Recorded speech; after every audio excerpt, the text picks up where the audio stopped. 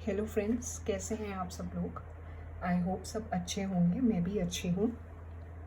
तो last video में हमने ये डिस्कस किया था कि एक्सेप्टेंस के लीगल रूल्स क्या होते हैं रिलेटिंग टू वैलिड एक्सेप्टेंस, जिसमें हमने एक case law Bolton versus Jones को दोबारा से डिस्कस किया था।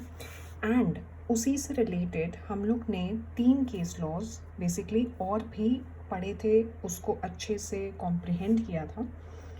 इसके अलावा हम लोग ने ये लीगल टर्म्स पढ़ने के बाद फेल्ट हाउस वर्सेस बिंडले का केस लॉ था एक, जो मैंने आपको डायग्रामेटिकली एक्सप्लेन किया था। So now to begin further I am going to take up communication of offer and acceptance. तो आज का जो हमारा टॉपिक रहेगा डिस्कशन का, वो रहेगा communication of offer and acceptance. तो मैं हेडिंग डाल दूँ,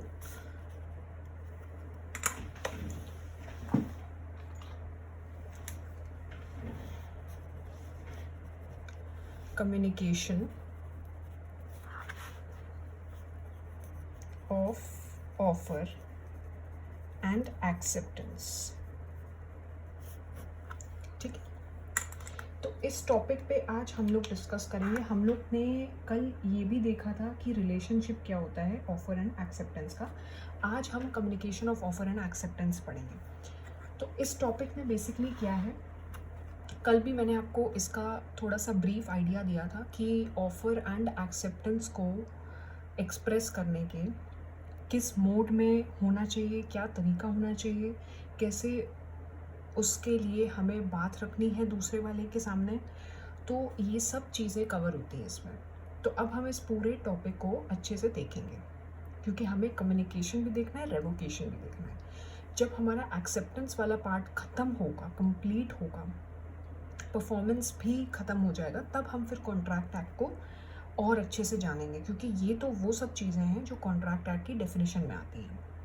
अच्छा, अब सबसे पहले ये देखते हैं कि हमारा मॉड्यूल क्या बोलता है, हमारे मॉड्यूल में क्या प्रिस्क्राइब लैंग्वेज लिखी हुई है।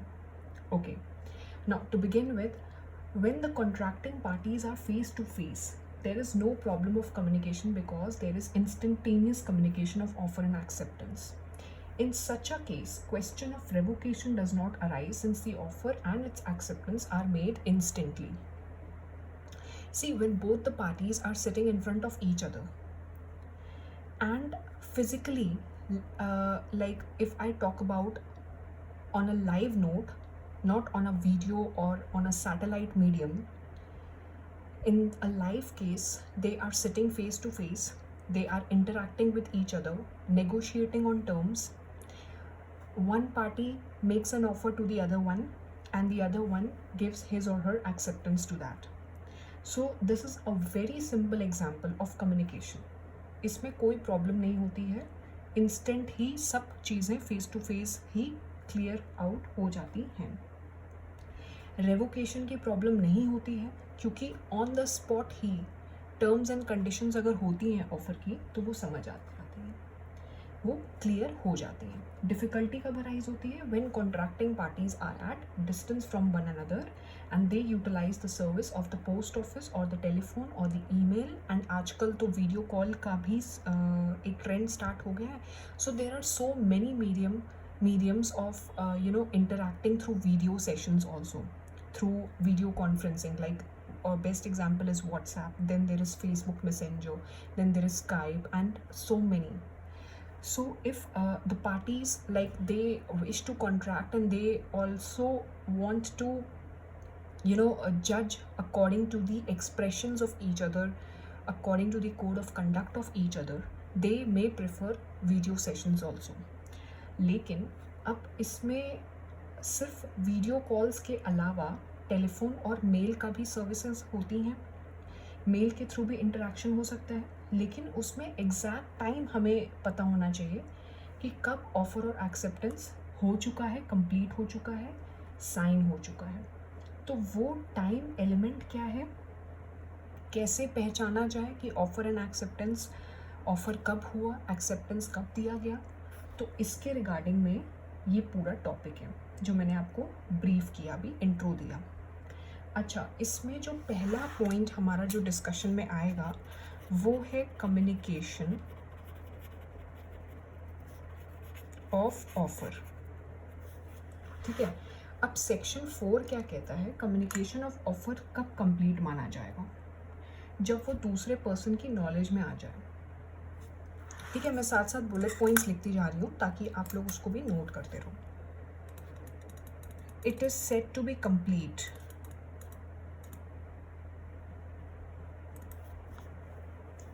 when it comes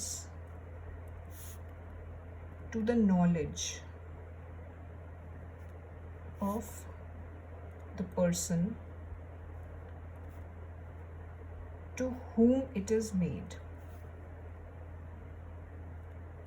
ठीक है, जब वो दूसरे पर्सन की नॉलेज में आ जाता है। जैसे इसमें हम क्या एग्जांपल दे सकते हैं, जब ए कोई प्रपोजल देगा बी को कि मुझे घर बेचना है 5 लाख में, एंड लेटर पोस्ट हुआ फॉर एग्जांपल 10 मार्च को, लेटर बी के पास आ रहा है 12 मार्च को, तो ऑफ़र कब कम्युनिकेटेड माना जाएगा, 12 मार्च को, जब बी वो लेटर रिसीव करे। तो इसमें अलग अलग तरीके हैं समझने के। ये भी हो सकता है कि लेटर रिसीव हो रहा है 12 मार्च को लेकिन बी पढ़ रहा है 15 मार्च को, तो कम्युनिकेशन कब कंप्लीट माना जाएगा, 15 मार्च को। जैसे 2 पार्टीज हैं ए एंड बी, इन्होंने ऑफर दिया बाय पोस्ट। ठीक है, कोई भी ऑफर मान लो, सेलिंग हाउस फॉर 5 लाख में। ठीक है, एंड इन्होंने पोस्ट भेजा 10 मार्च को। ठीक है, इनके पास रिसीव हुआ ऑन 12th। तो ये हम कब कम्युनिकेशन कंप्लीट मानेंगे, ऑफर का कम्युनिकेशन जो कंप्लीट माना जाएगा वो माना जाएगा 12 मार्च, जब बी को लेटर रिसीव हुआ। अब इसमें एक ट्विस्ट क्या आता है, but if B receives letter on 12th March, ठीक है, रीड्स ऑन 15th, तो कम्युनिकेशन ऑफ ऑफर कंप्लीट कब हुआ, 15th। ये सिचुएशन हो सकती है। तो इसका एक तरह से जिस्ट क्या निकली, जिस्ट ये निकली कि mere receiving of letter is not sufficient, he must receive और रीड द मैसेज। तो एक पॉइंट और इसमें एडअप हो गया कि mere receiving of letter is not sufficient, उसको पढ़ना भी ज़रूरी है। ठीक है, ही और she must read the message.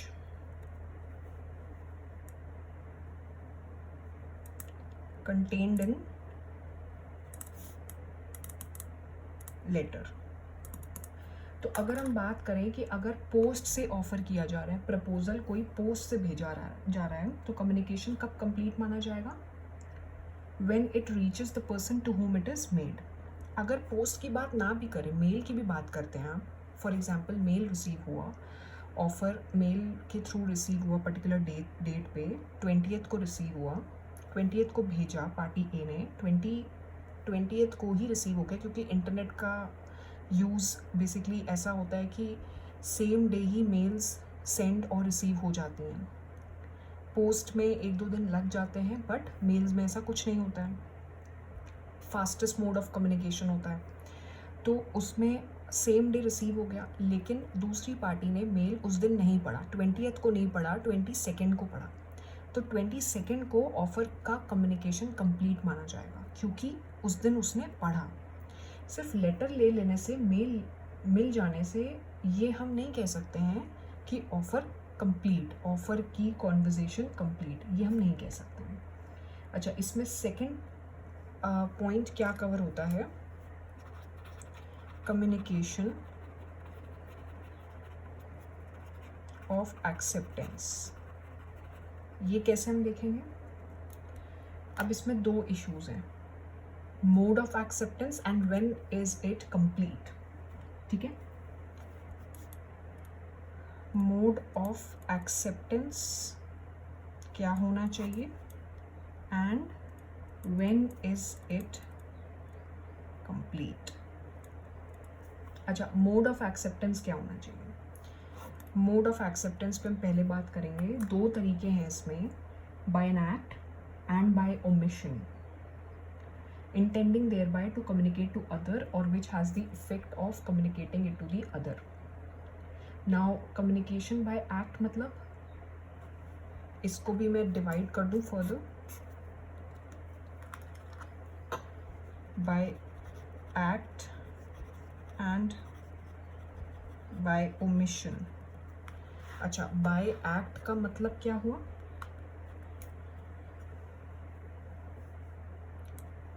Expression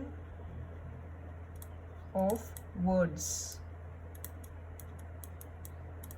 written, oral. By words भी हो सकता है एंड रिटन फॉर्म में भी हो सकता है। तो ओरल वर्ड्स में क्या क्या आ जाएगा? टेलीफोन मैसेजेस हो गए, है ना। ओरल में जैसे आपका अगर हम इसको फर्दर डिस्क्राइब करें, कि रिटन में एंड ओरल में क्या क्या मीडियम्स हो सकते हैं। तो रिटन में हो गया जैसे लेटर्स, उसके बाद हो गया फैक्स, जो आजकल इतना प्रोमिनेंट नहीं है, ईमेल सबसे ज़्यादा यूज़ होता है। ठीक है, लेकिन जैसे बहुत से ऐसे एक्सेप्टेंसेस होते हैं जो पोस्ट्स के थ्रू भी आते जाते हैं, सेंड और रिसीव बाय पोस्ट होते हैं, क्योंकि वही एक फॉर्मल मोड ऑफ कम्युनिकेशन समझा जाता है उस ऑर्गेनाइजेशन में पर्टिकुलरली। तो लेटर्स कवर है, fax, mails, telegram and advertisement, ये हो सकते हैं। एंड ओरल में हम इसमें कवर करेंगे टेलीफोन मैसेजेस, टेलीफोन। ठीक है। अच्छा, अब इसमें क्या है, अगेन कम्युनिकेशन में क्या क्या आ जाएगा?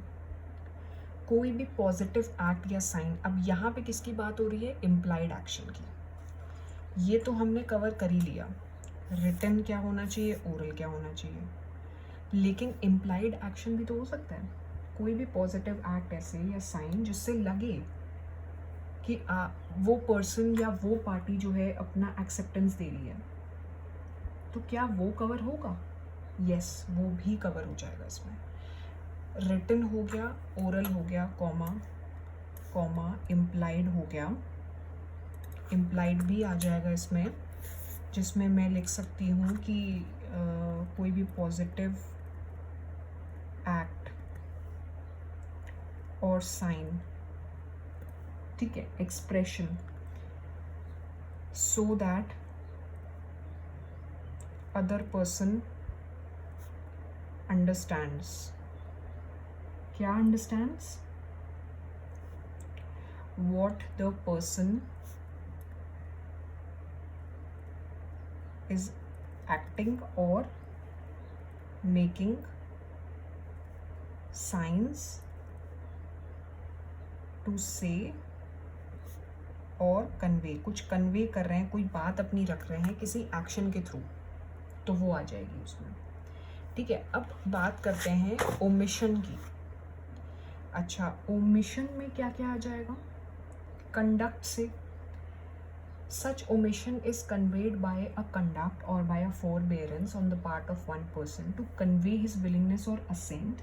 However, silence would not be treated as communication by omission. ये भी कंडक्ट के थ्रू हो रहा है, जिसमें कुछ करने के लिए अपना अप्रूवल दिया जा रहा है।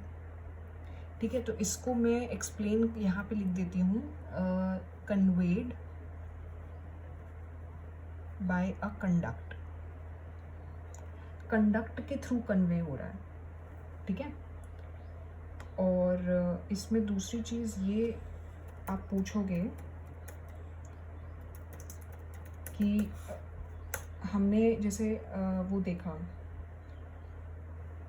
बाय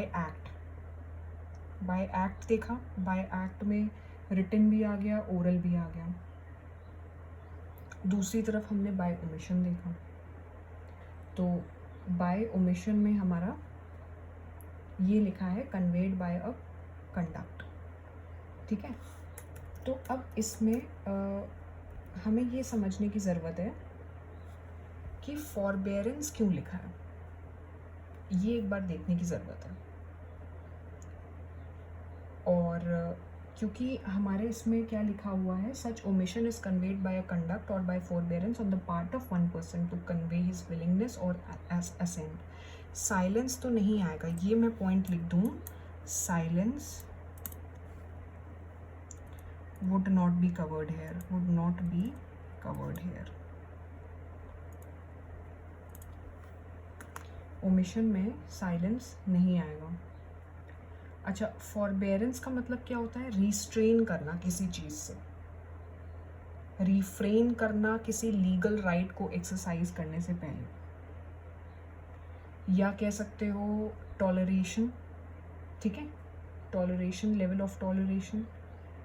तो ये चीज़ें इसमें कवर होती हैं। लेकिन यहाँ पे जैसे अगर ओमिशन में एक पॉजिटिव कंडक्ट तो आ सकता है, ठीक है, टू डू समथिंग, जो हम लोग ने पहले डेफिनेशन नहीं पढ़ी थी ऑफर के टाइम पर भी, पॉजिटिव आ सकता है। फॉरबेरेंस भी आ सकता है कि कोई जो दूसरा पर्सन है वो अपनी विलिंगनेस देने से पीछे हट रहा है, या वो उसको विलिंगनेस अपनी शो नहीं कर रहा है, असेंट नहीं दिखा रहा है, रिस्ट्रेन कर रहा है, तो वो पार्ट भी ओमिशन में कवर हो जाएगा, ठीक है। तो इसमें एक तो ये हो गया कन्वेड बाय कंडक्ट, दूसरा हो गया silence would not be covered, and इसमें एक चीज़ ये भी लिखी है कि forbearance on the part of person to convey his willingness, मतलब एक तरह से वो अपने आप को रिस्ट्रेन कर रहा है, लिमिटाइज कर रहा है, अपने आप को रिफ्रेन कर रहा है, अपनी अप्रूवल देने से रोक रहा है, ठीक है। तो यहाँ पे ये आ जाएगा forbearance on part of person to convey his willingness, ये पार्ट इसमें कवर हो जाएगा। तो अब इसमें हम लोग आगे और क्या देखेंगे, communication of acceptance by conduct. अच्छा, कंडक्ट का इसमें एक एग्जाम्पल भी दिया है, केस लॉ दिया है, वो हम डिस्कस कर लेते हैं अभी। और उससे पहले हम ये देख लें टेलीफोन और टेली और फैक्स से कैसे होगा। देखो, when an offer is made like telex, telephone, fax या email, contract is complete when acceptance is received by the offeree, ठीक है, and contract is made at the place where the acceptance is received। लेकिन call drops and disturbances अगर होंगी तो वो contract में नहीं आएगा, ठीक। अब इसको ही हम अगर फर्दर सब डिवाइड करें, जैसे मैंने अभी ये टॉपिक चल रहा है कम्युनिकेशन ऑफ एक्सेप्टेंस, मैंने 2 इसमें लिखा, mode of acceptance, when is it complete. तो हम लोग मोड्स की बात कर रहे थे कि एक हो सकता है बाय एक्ट, एक हो सकता है बाय ओमिशन। बाय एक्ट हमने डिस्कस किया रिटन ओरल, तो उसमें ये वाला पार्ट जो हम देख रहे थे टेलीफोन मैसेज वाला, या रिटन भी देख लो, तो इसका एक सब हेडिंग कह सकते हैं आप कि यहाँ पे लिखें एक्सेप्टेंस ओवर टेलीफोन और टेलेक्स और फैक्स। तो इसमें क्या लिख सकते हैं, इसका बुलेट पॉइंट क्या होगा, when offer is made through such modes या मीडियम, क्योंकि मैं नोट्स के फॉर्म में लिख रही हूँ तो इसलिए ये शॉर्ट में है। Contract is only complete when acceptance is received by offeree, received word underline करिए, रिसीव्ड बाय ऑफरी। एंड जुड़ा है इसमें, क्योंकि जहाँ पर भी अगर एंड जुड़ रहा है तो इसका मतलब दोनों कंडीशंस सफाइज करेंगी। अगर किसी प्रोविज़न में अगर हम किसी डेफिनेशन को एक्सप्लेन कर रहे हैं, कोई भी सेक्शन में पर्टिकुलर सेंटेंस पढ़ रहे हैं, फ्रेज पढ़ रहे हैं, उसमें और लिखा है, तो यानी कि दोनों कंडीशंस पॉसिबल है, या तो ये भी हो सकती है, ये भी हो सकती है। एंड लिखा है सेंटेंस में, तो दोनों कंडीशंस फुलफिल होना ज़रूरी है, और में मैंडेटरी वाली सिचुएशन नहीं अराइज करती है। पर्टिकुलर ए कंडीशन भी हो सकती है, बी भी हो सकती है, लेकिन ए एंड बी लिखा है तो दोनों को फुलफिल होना ज़रूरी है। तो यहाँ पे ऑफ़र तभी माना जाएगा जब एक्सेप्टेंस ऑफरी को रिसीव हो गया, पहली चीज़। And contract is made, contract is made at the place where acceptance is received। दो बातें हैं, एक्सेप्टेंस ऑफरी को मिल गया, अब वो क्या बन गया, एक्सेप्टर। दूसरी चीज़, कॉन्ट्रैक्ट भी उस जगह पे हुआ है जहाँ उसको एक्सेप्टेंस उसने अपनी तरफ से असेंट दे दी है। एक्सेप्टेंस जहाँ कंफर्म हो गई है वहाँ पे कॉन्ट्रैक्ट भी हो गया है, तो पूरे इस सिनेरियो को, पूरे इस कम्युनिकेशन को कंप्लीट माना जाएगा। ये तब की सिचुएशन है जब एक्सेप्टेंस किसके थ्रू भेजा जा रहा है, टेलीफोन, टेलेक्स, फैक्स या ईमेल भी। अब इसमें मैं ईमेल भी लिख दूँ और ईमेल, ठीक है, तो इन सब मोड्स की बात हो रही है। और इसमें ये भी लिखा है कि कॉल ड्रॉप्स या डिस्टर्बेंसेस होंगे तो उससे वैलिड कॉन्ट्रैक्ट नहीं होगा, ठीक है। तो ये चीज़ इसमें कवर हो रही है। और अब मैं पोस्ट वाली सिचुएशन बता दूँ, फिर हम इसमें एक स्पेशल कंडीशंस भी पढ़ेंगे और कंडक्ट भी पढ़ेंगे। अच्छा, इसमें अगर मैं लिखूँ acceptance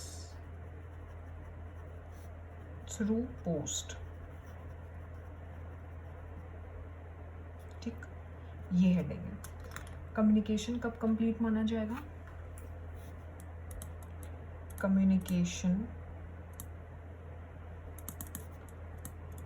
shall be considered complete, कब कंप्लीट माना जाएगा, एज अगेंस्ट प्रपोजर, प्रपोजर मतलब जो ऑफर दे रहा है, when letter of acceptance is posted, यानी कि लेटर मैंने पोस्ट कर दिया। एंड, अब यहाँ पर भी एंड लगा है, as against acceptor when letter reaches proposer. दोनों के रिस्पेक्ट में बोल दिया गया है। अभी इससे पहले हम लोग ऑफ़र की बात कर रहे थे कि ऑफ़र का कम्युनिकेशन कब कंप्लीट माना जाएगा, जब पोस्ट से भेज रहा है तब माना जाएगा जब वो पहुंच जाएगा ऑफरी के पास। एंड रिसीव करने से कुछ नहीं होता है, पढ़ने के बाद ही जब वो मैसेज पढ़ लेगा लेटर में तभी कम्युनिकेशन कंप्लीट माना जाएगा। लेकिन अब हम कम्युनिकेशन ऑफ एक्सेप्टेंस की बात कर रहे हैं, तो इसमें हम दोनों पार्टीज़ को लेके चल रहे हैं। एक पार्टी है हमारी प्रपोजर, एक पार्टी हमारी एक्सेप्टर। प्रपोजर के केस में तब माना जाएगा जब लेटर उसने पोस्ट ऑफिस मतलब कोरियर कर दिया या स्पीड पोस्ट कर दिया, जो भी किया, ठीक है, वो उसने पोस्ट कर दिया पोस्ट ऑफिस में जाके। एंड एक्सेप्टर के अगेंस्ट में कब कंप्लीट माना जाएगा, एक्सेप्टर मतलब जिसने ऑफ़र के अगेंस्ट में अपनी विलिंगनेस दिखा दी, असेंट दे दिया, तो अब वो एक्सेप्टर बन गया। तो एक्सेप्टर के केस में तब माना जाएगा जब लेटर प्रपोजर के पास पहुंच जाएगा। प्रपोजर यानी कि जो फर्स्ट पार्टी है, जो ऑफरर है, उसके पास जब लेटर पहुंच जाएगा कि हाँ मैंने अपनी एक्सेप्टेंस दे दी है, किसका, एक्सेप्टर का। इसमें एग्जाम्पल ये लिखा हुआ है जो मैं डिस्कस कर ले रही हूँ आप लोगों से। एग्जाम्पल ये है कि अगर if B accepts A's proposal and sends his acceptance by post on 14th, communication shall be complete on 14th. जब लेटर B ने पोस्ट किया, यानी कि B कौन हुआ, acceptor. As against B, acceptance will be complete when the letter reaches A. Here A proposer will be bound by B's acceptance even if letter of acceptance is delayed in post or lost in transit. Golden rule is proposer becomes bound by contract the moment acceptor has posted the letter of acceptance. But it is necessary that letter is correctly addressed, adequately stamped and duly posted. ये दो lines please आप लोग underline कर लीजिए क्योंकि ये हमारे bullet points बनने वाले हैं। अब इसमें हमें सबसे पहले ये लिखना है कि गोल्डन रूल क्या है। Proposer becomes bound by contract. कब माना जाएगा कि प्रपोजर जो है वो अब बंध गया है कॉन्ट्रैक्ट से, जब when acceptor has posted letter of acceptance। ठीक है, एक तो ये चीज़ हो गई। दूसरी चीज़ ये कि लेटर करेक्टली स्टैम्प्ड होना चाहिए। लेटर के लिए क्या क्या लिखी गई हैं चीज़ें, करेक्टली एड्रेस्ड, स्टैम्प्ड, और क्या लिखेंगे, एंड ड्यूली पोस्टेड। ये नहीं कि प्रपोजर का एड्रेस ही नहीं पता तो ये तो गड़बड़ हो जाएगी। तो करेक्टली एड्रेस होना चाहिए, स्टैम्प्ड होना चाहिए, ड्यूली पोस्टेड होना चाहिए। ठीक है, क्योंकि अगर लॉस ऑफ लेटर हुआ, मान लो ट्रांजिट में एक्सेप्टर ने अपना लेटर पोस्ट कर दिया, लेकिन in the time of transit जब तक वो पहुंच रहा है लेटर किसके पास, प्रपोजर के पास, तब तक या तो वो खो गया या वो गलत जगह डिलीवर हो गया या डिलीवर ही नहीं हुआ, तो इससे कॉन्ट्रैक्ट की वैलिडिटी अफेक्ट नहीं होगी। लेकिन प्रपोजर का मैंने बाउंड बता दिया कि वो कब बाउंड होगा। एक्सेप्टर कब बाउंड होगा, जब लेटर ऑफ एक्सेप्टेंस प्रपोजर को पहुंच जाएगा। तो यहाँ पे एक बार मैंने प्रपोजर के लिए लिख दिया, यहाँ मैं एक्सेप्टर के लिए लिख दे रही हूँ कि acceptor becomes bound by contract. Proposer तो तब होगा जब एक्सेप्टर ने अपना लेटर भेज दिया। एक्सेप्टर कब माना जाएगा, क्योंकि ये दो रूल्स आप मान के चलोगे तो आप इजीली जो भी अगर केस स्टडीज़ दी जाएंगी तो वो आप इजीली हैंडल कर लोगे, उसको समझ लोगे। एक्सेप्टर के पॉइंट ऑफ व्यू से वो कब माना जाएगा बाउंड, जब letter of acceptance has reached the proposer। Proposer कह रहा है जब मेरे पास एक्सेप्टर से लेटर आ जाए मैं तब कॉन्ट्रैक्ट से बंध जाऊंगा। एक्सेप्टर कह रहा है कि मैं तब बंधूंगा कॉन्ट्रैक्ट से या मैं तब मानूंगा कॉन्ट्रैक्ट वैलिड है when the letter will be reached to his place. Proposer की प्लेस पे लेटर पहुंच जाएगा। ठीक है, लेकिन अगर डिलीवरी नहीं हो रही है लेटर की, एक्सेप्टेंस को क्या माना जाएगा, कंप्लीट माना जाएगा प्रपोजर के व्यू पॉइंट से, लेकिन एक्सेप्टर के व्यू पॉइंट से नहीं। मान लो डिलीवरी नहीं हो रही है किसी भी रीज़न से, ठीक है, तो वो वैलिड किसके व्यू पॉइंट से माना जाएगा, कंप्लीट किसके व्यू पॉइंट से माना जाएगा, प्रपोजर के, लेकिन एक्सेप्टर से नहीं। भली इसमें ये एक ऑकवर्ड सिचुएशन अराइज हो जाएगी क्योंकि एक ही पार्टी बाउंड होगी कॉन्ट्रैक्ट से और ये भी नहीं पता होगा कि लेटर गया कहाँ। मान लीजिए लेटर खो गया, ठीक है, या किसी भी रीज़न से डिलीवरी नहीं हो पाई, तो एक्सेप्टेंस इसमें साफ साफ लिखा है तभी कंप्लीट माना जाएगा जब प्रपोजर के व्यू पॉइंट से हम देखेंगे, ठीक है, लेकिन एक्सेप्टर के व्यू पॉइंट से नहीं, क्योंकि एक्सेप्टर ने तो भेजा ही नहीं ना, प्रपोजर के पास वो पहुंचा ही नहीं।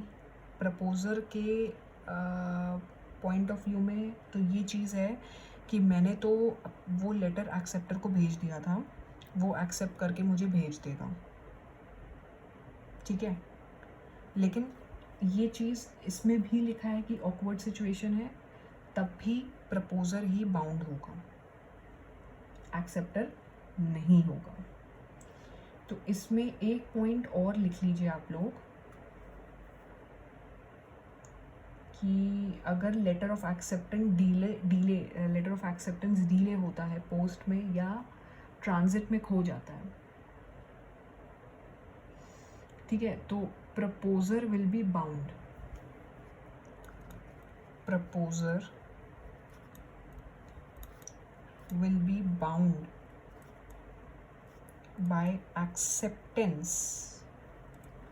कब बाउंड माना जाएगा?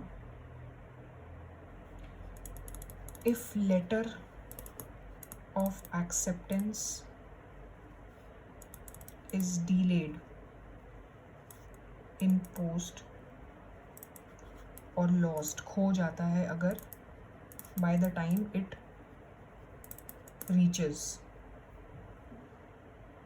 ठीक है, तो ये चीज़ हैं दोनों। अगर लेटर ऑफ एक्सेप्टेंस पोस्ट के थ्रू जा रहा है, डिले हो जा रहा है पोस्ट के थ्रू जाने के ही रीजंस की वजह से, और या फिर ट्रांजिट में जितने टाइम वो कैरेज में, मतलब पूरे पर्टिकुलर डिलीवरी वैन में वो सारे पोस्टेज जितने भी पोस्ट हैं वो सब एक लोकेशन से दूसरी लोकेशन में जा रहे हैं, बट वो डिले हो रहे हैं या वो खो जा रहे हैं, उससे प्रपोज़र की टाइटल पे प्रपोज़र की कह सकते हैं जो जितना वो बाइंडिंग है, पहले जितना बाइंडिंग था कॉन्ट्रैक्ट के रिस्पेक्ट में, वो अब भी उतना ही बाइंडिंग रहेगा, ठीक है, उसके बेसिकली जो पोजीशन है उसमें कोई चेंज नहीं होगा, ठीक, क्योंकि इसमें हमने यही बात करी कि लेटर ऑफ एक्सेप्टेंस पोस्टेड, मतलब जब उसने पोस्ट कर दिया, भली वो लेट हो,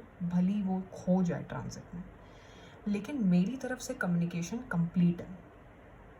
एक्सेप्टर के केस में तब होगा जब वो प्रपोजर को अपनी एक्सेप्टेंस वापस कर देगा, एक तरह से रिसीविंग उसको, जैसे ही उसको लेटर मिला उसमें उसने अपनी रिसीविंग दी और वो वापस कर दी प्रपोजर को, तो तब पूरी तरह से कम्युनिकेशन कंप्लीट होगा।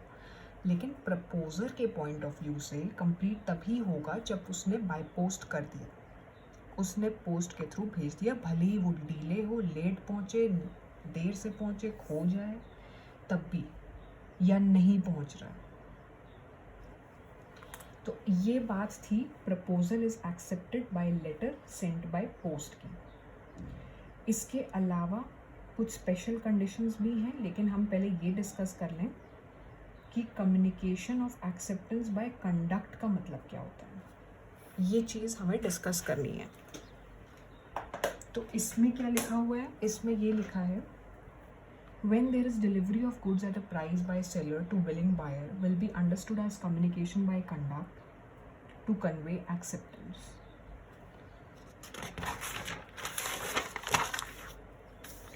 Now, communication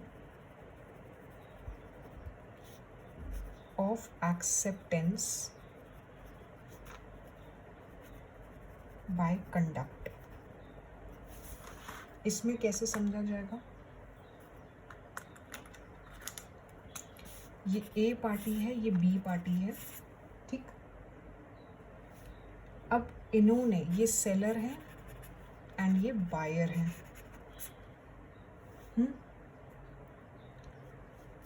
इन्होंने पहले प्राइस पूछा, asked for price of goods,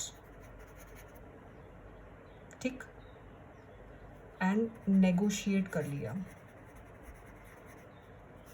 negotiate का मतलब क्या कर लिया कि हाँ मुझे इस प्राइस पे इतने गुड्स चाहिए, ठीक है, quantity, final price, total amount, brand, सब नेगोशिएट कर लिया। इन्होंने सीधा डिलीवरी कर दी। तो ये ठीक है, एक तरह से कम्युनिकेशन बी के एंड से हुआ ए को प्राइस ऑफ गुड्स से कॉन्टेक्स्ट में, लेकिन जो एक्शन ए का था बी के लिए वो एक्सेप्टेंस बाय कंडक्ट था। अब ये जो डिलीवरी ऑफ गुड्स वाला एक्शन है ना, दिस इज एक तरह से acceptance by conduct.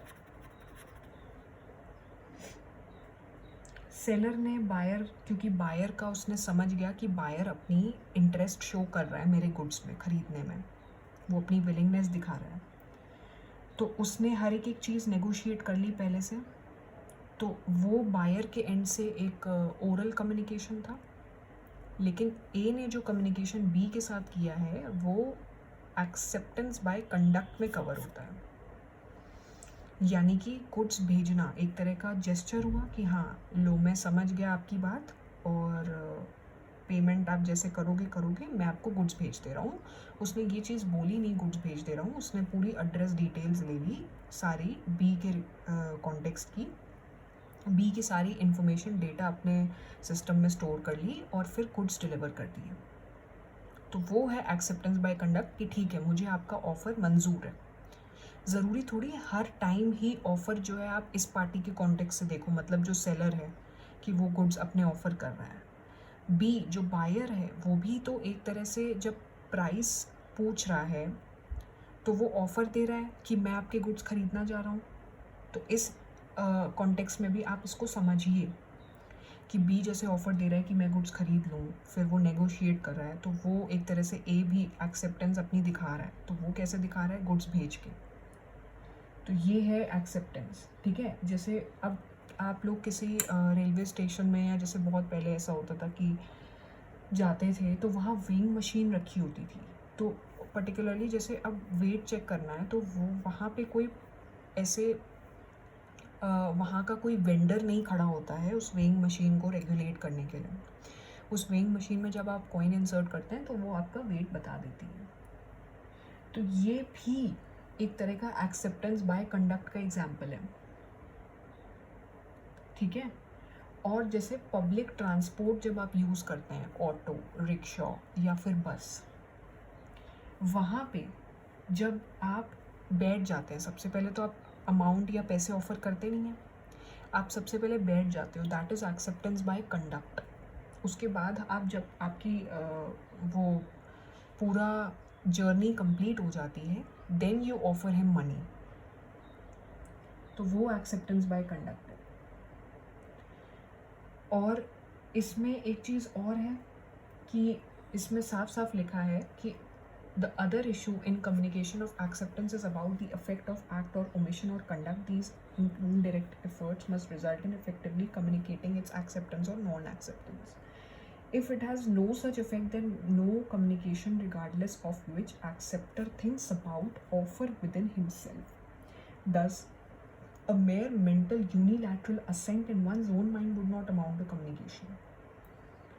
Where a resolution passed by a bank to sell land to A remained uncommunicated to A, it was held that there was no communication and no contract. एक बहुत ही famous case law है, इसमें आप coat कर सकते हो अगर ये पूछा जाए, central bank versus Venkatesh.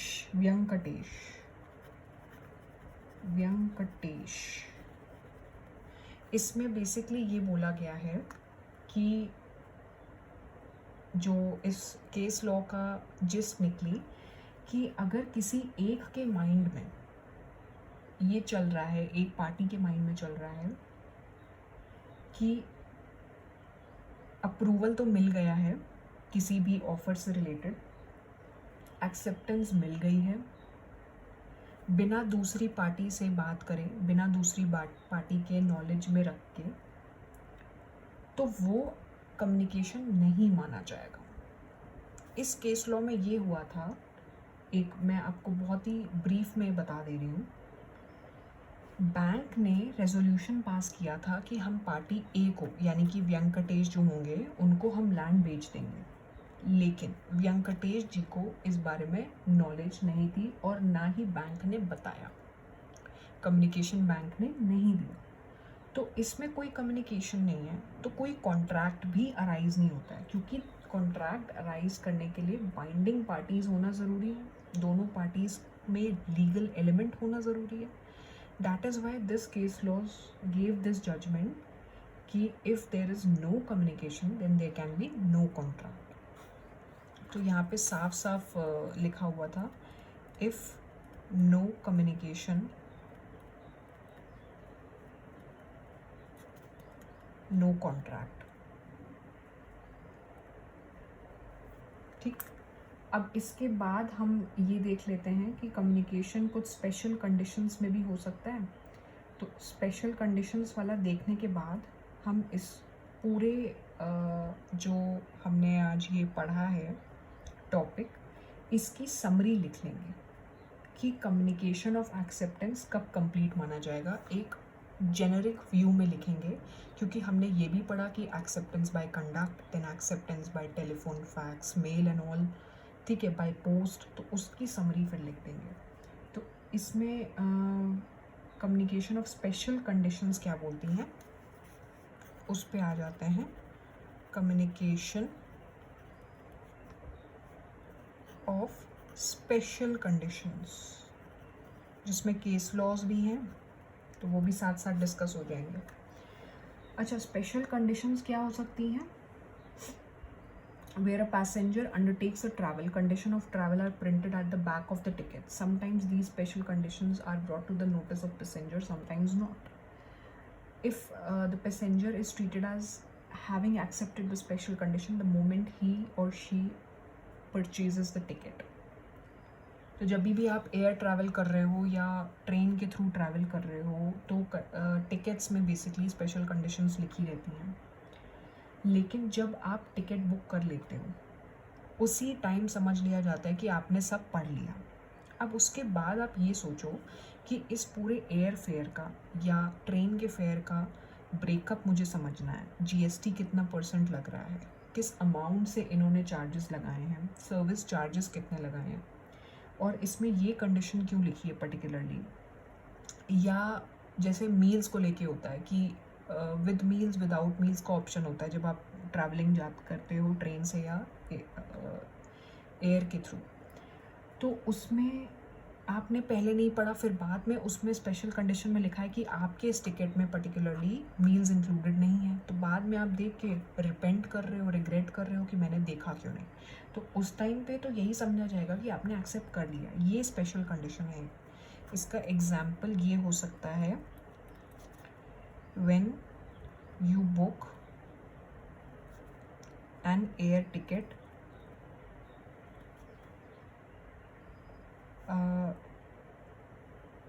condition considered accepted even if you haven't read them। ठीक है, तो ये एक एग्जाम्पल हो सकता है।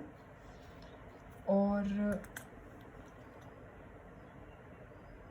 ट्रेन टिकट्स में भी होता है, इसमें भी होता है, लेकिन अगर स्मॉल लेटर्स में होता है तो वो ठीक है, वो आप नहीं पढ़ सकते हो। लेकिन कभी कभी क्या होता है, वो कंडीशंस या तो नोटिस बोर्ड पे लिखी रहेंगी, या जैसे जो बोर्ड्स बेसिकली इलेक्ट्रॉनिक बोर्ड्स जो ट्रेन जब प्लेटफॉर्म्स पे आप देखते होगे रेलवे स्टेशंस में लगे रहते हैं, जिसमें ट्रेन नंबर, ट्रेन का अराइवल टाइम, डिपार्चर टाइम, ठीक है, वो सब लिखा रहता है, कितना डिले है, तो वो सब लिखा रहता है। तो उसमें कंडीशंस कभी कभी उसमें भी आ जाती हैं। तो ये पूछ रहे हैं, क्वेश्चन यहाँ पे ये अराइज हो रहा है, whether these conditions can be considered to have been communicated to passengers of airlines and can the passengers be treated as having accepted? The answer to the question is an affirmative and was so held in Mukul Datta versus Indian Airlines. तो अब इसमें हम example दे सकते हैं case law का।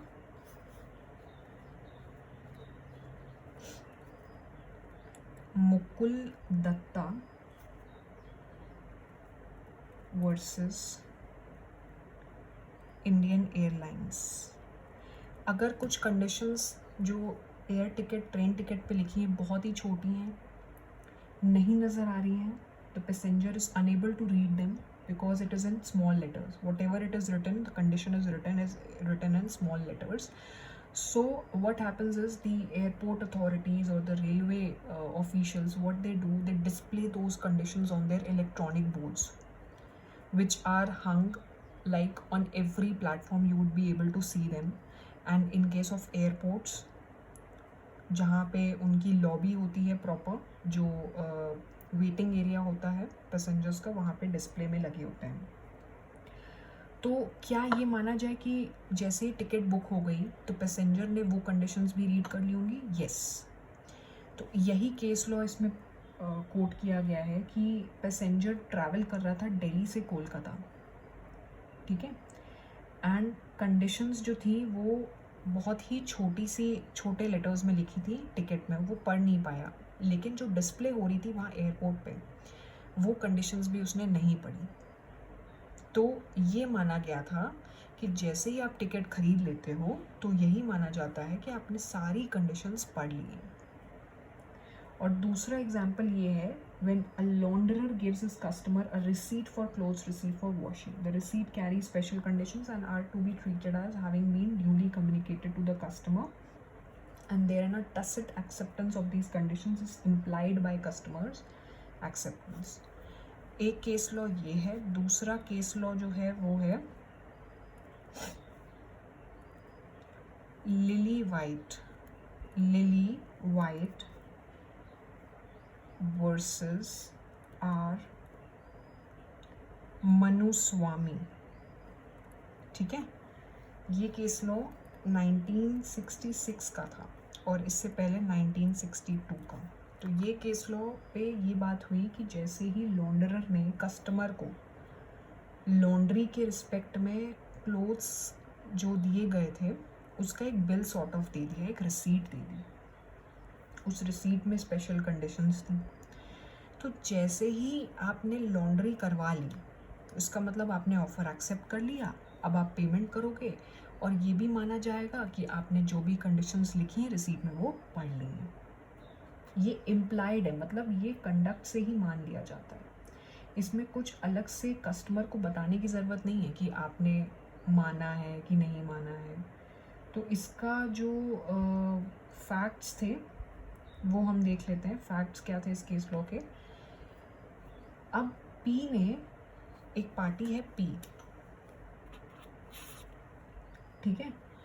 अब ये जो है लॉन्डरर मान लीजिए हो गया,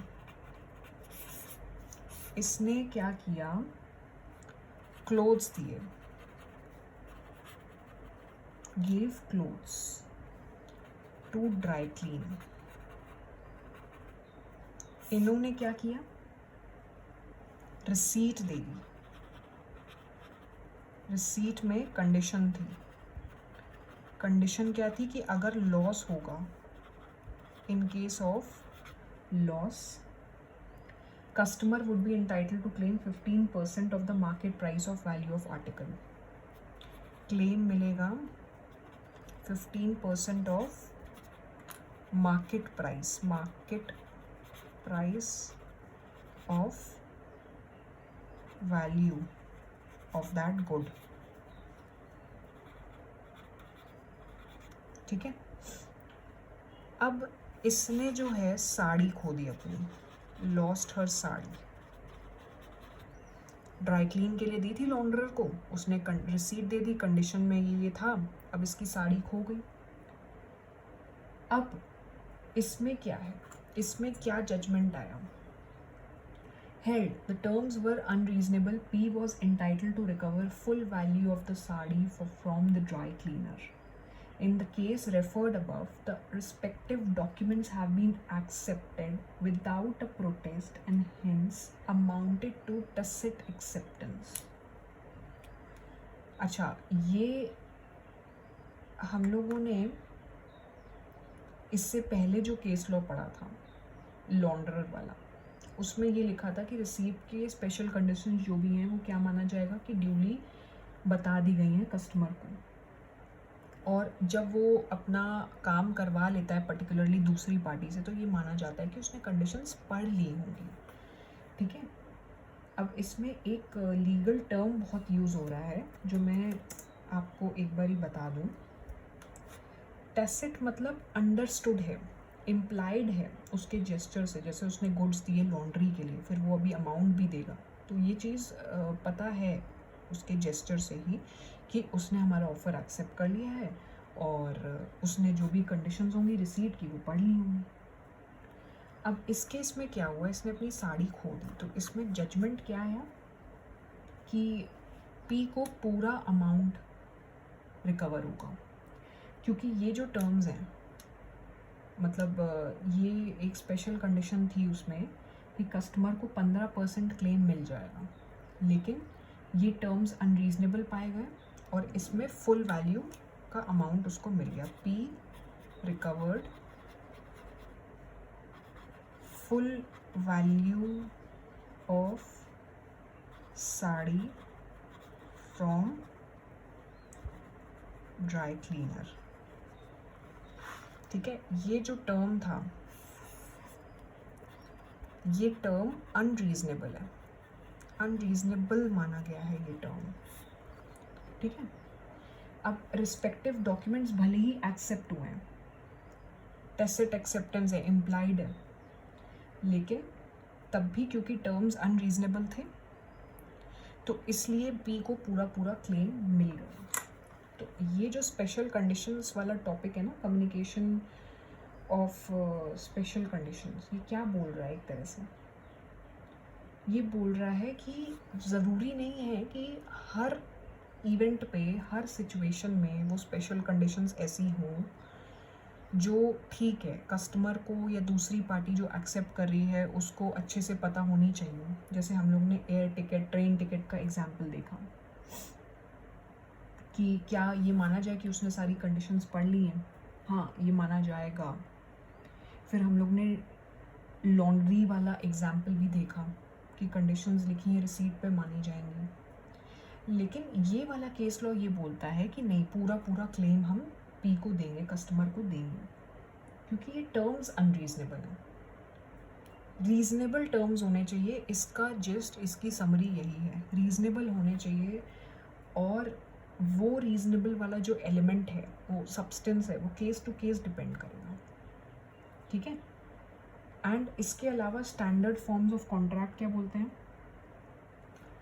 जो दूसरा इसमें लास्ट वाला जो टॉपिक है, it is well established that a standard form of contract may be enforced on another who is subjectively unaware of the contents of document, provided party wanting to enforce the contract has given notice, which in the circumstance is sufficiently reasonable, but acceptor will not incur any contractual obligation if document is so printed, delivered to him in such a state that it does not give reasonable notice on its face that it contains certain special conditions.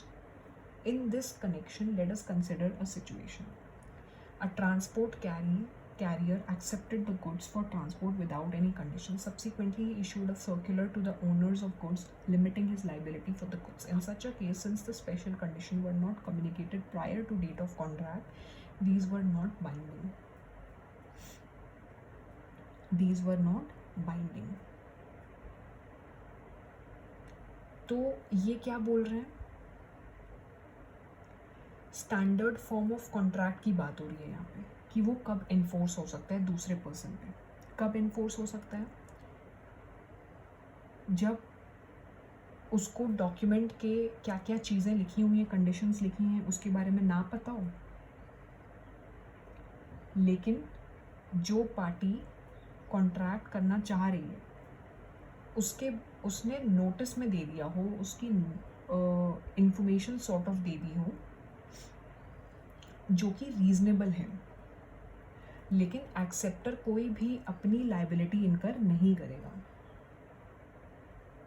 ठीक है, दूसरी चीज़ ये लिखी है कि अगर कोई document ऐसा डिलीवर किया गया है कि उसमें कोई रीजनेबल नोटिस नहीं है, एक तरह से स्पेशल कंडीशंस नहीं दिख रही हैं, तो तब क्या होगा, जिसका एग्जाम्पल ये दिया गया है।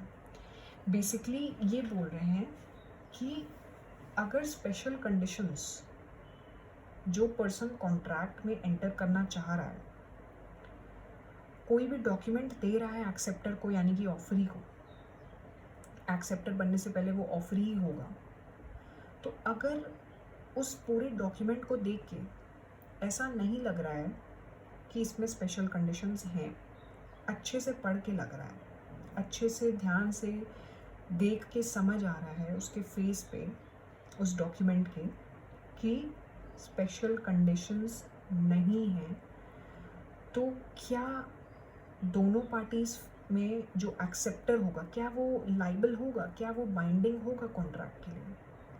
तो उससे ही रिलेटेड एक केस लॉ है।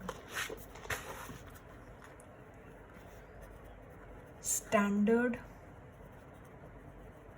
फॉर्म ऑफ कॉन्ट्रैक्ट्स क्या बोलते हैं, इसका बहुत ही फेमस केस लॉ है एक, Raipur transport company versus Ghanshyam.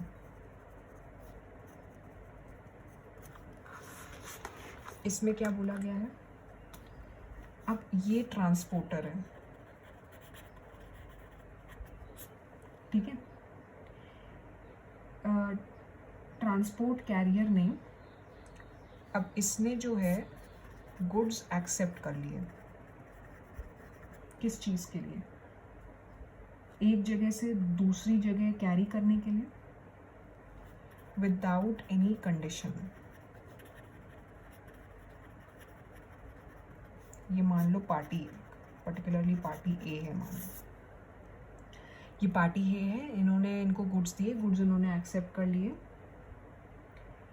लेकिन सब्सिक्वेंटली मान लो आफ्टर 2 days इन्होंने क्या बोला, इन्होंने एक सर्कुलर दिया, क्या सर्कुलर दिया, इनको दिया सर्कुलर, ये ओनर हैं गुड्स के,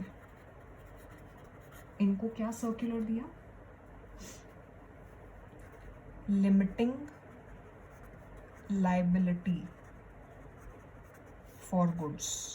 ये सर्कुलर दिया कि अगर मान लो गुड्स डिस्ट्रॉय हो जाए ट्रांजिट के टाइम पे, या उन्हें कुछ हो जाए अनइंटेंशनली, ठीक है, कोई बाय मिस्टेक कहीं कुछ कैरी करने में ही, कैरेज में लेते टाइम, ले जाते टाइम ही वो टूट जाए या ब्रेक कर जाए, या कोई भी तरह का उनमें कोई फ्लॉ निकल आए, या कुछ भी हो जाए गुड्स के साथ, ठीक है, तो क्या माना जाएगा उस टाइम पे? ये सर्कुलर जो है उसने ओनर को दे दिया गुड्स के, कि अगर गुड्स के साथ कुछ ऐसा होता है, या ट्रांजिट में वो डिस्ट्रॉय हो जाए, या कुछ भी हो जाए, पेरिशेबल हो तो पेरिश हो जाए, तो मैं लाइबल नहीं होऊंगा उस चीज़ के लिए। अब क्योंकि देखो ये सर्कुलर पार्टी ए को उसने 2 दिन बाद दिया है, तो ये क्या बाइंडिंग होगा ओनर पे? Not binding on the owner.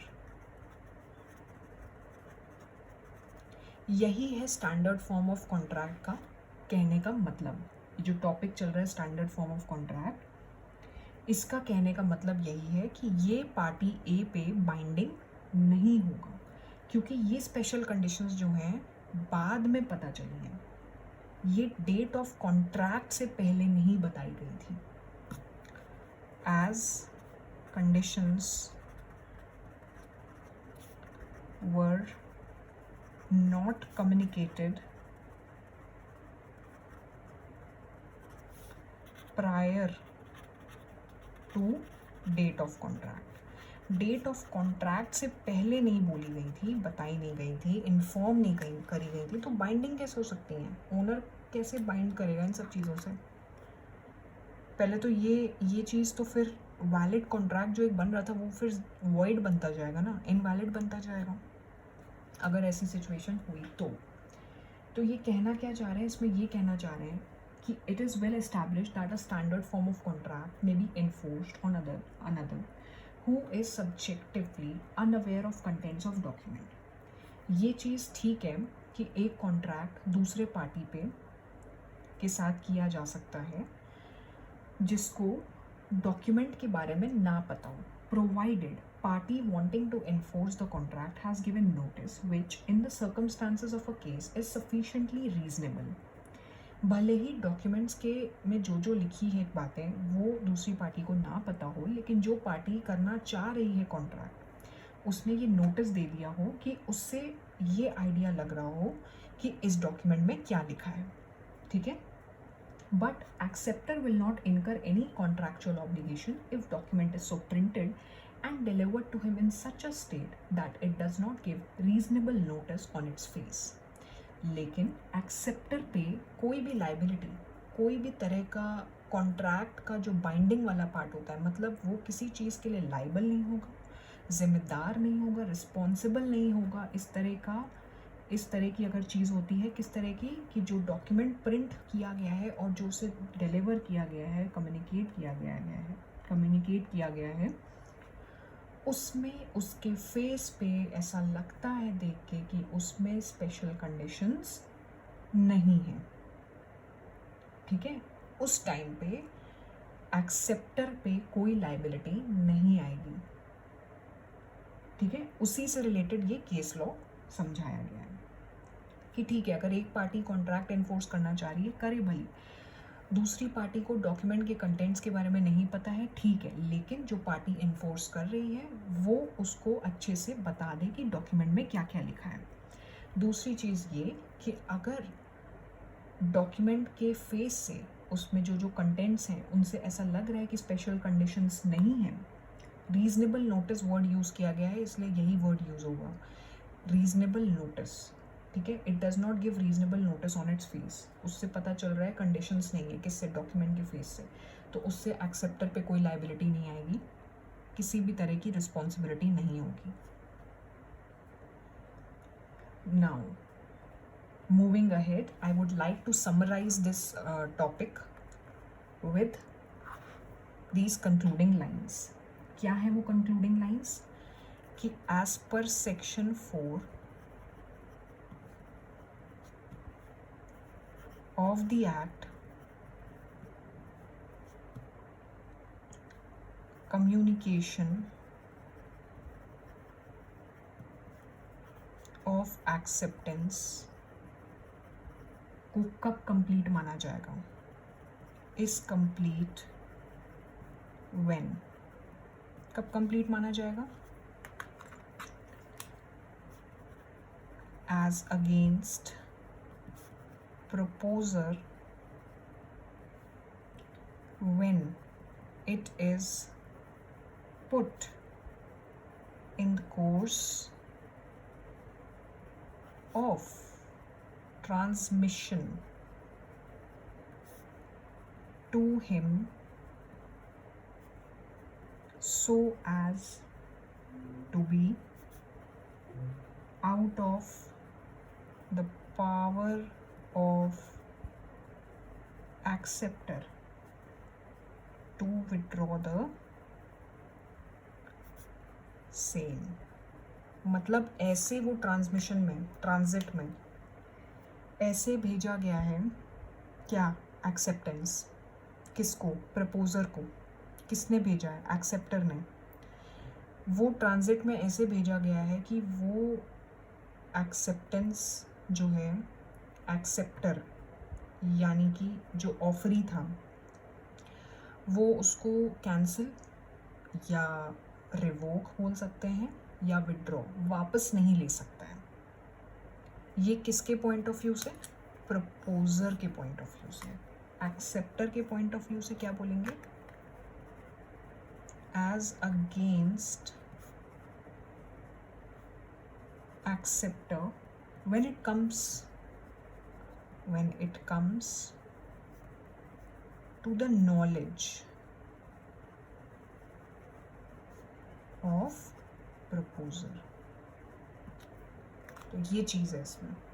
Proposer के पॉइंट ऑफ व्यू से तब बोला जाएगा जब ट्रांजिट में भेज दिया गया है एक्सेप्टेंस, और एक्सेप्टर वापस नहीं ले सकता है, तो एक्सेप्ट कम्युनिकेशन कंप्लीट है, अब मतलब उसके पास पहुंचने ही वाला है।